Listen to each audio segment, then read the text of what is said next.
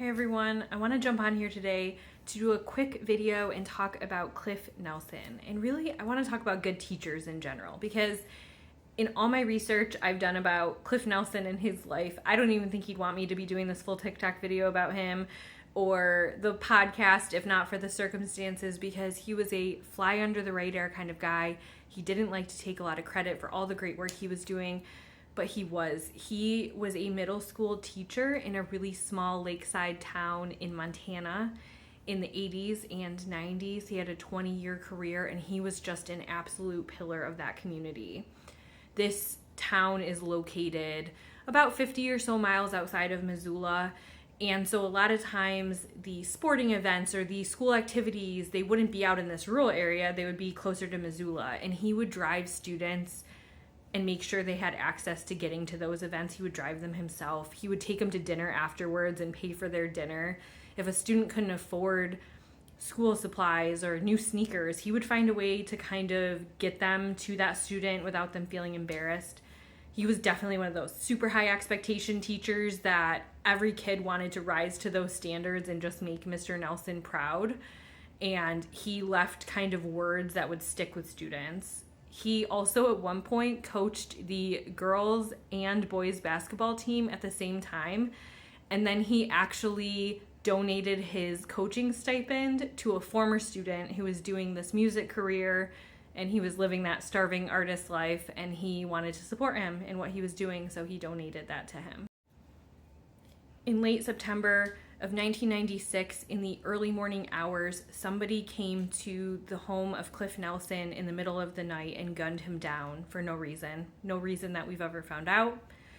There was, quickly after his murder, there were kids who had been partying in the area and drinking at a bar up the road from him, and within just a few weeks, 2 former students of Cliff's were arrested, one of which who had a grudge. He had been expelled from the school district, and he apparently blamed Cliff for that, though he would go on to say he had no bad blood.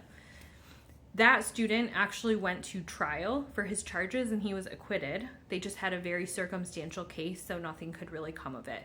And then at that point, when their circumstantial case fell through, they dropped the charges with the second student. Cold case detectives are trying to take another stab at this case, trying to get it across the finish line, but it's a really small community. A lot of people who were there at the time still live there, and from what I can tell based on the online commentary, it seems like a lot of people are scared to talk about it, that what happened is known, but it's an open secret in the town, and no one's come forward. That may or may not change. I did an episode on him, and I really hope that people who were maybe too scared to come forward before will, if they know something. But what I wanted to say, if nothing else, was when you read about the reactions from the community, you read online pieces, you look at the newspaper articles at the time, you read commentary from students that had him still this day, you can just tell the loss of this teacher left this gaping hole in the community. People were mourning him and sobbing as if it was their own family member. That's how close they felt. That's how much of a loss. There was one mom who went to the newspaper and said, "I don't think people can understand our grieving or our loss." Cliff Nelson was just such a big part of our lives. Everybody knew him. Everybody was touched by him. And so I just want to spend the rest of this video shouting out to the educators out there that make impacts like this. You just never know what your students are going through. And there was a lot of students in this community that were having a rough time at home. That's going to be like that, honestly, in any community. And I don't think teachers understand sometimes. They're so used to just doing what they're doing. They don't realize the impact that they have, that you are sometimes these students' safe places. If something happened to you, these students would be lost without you.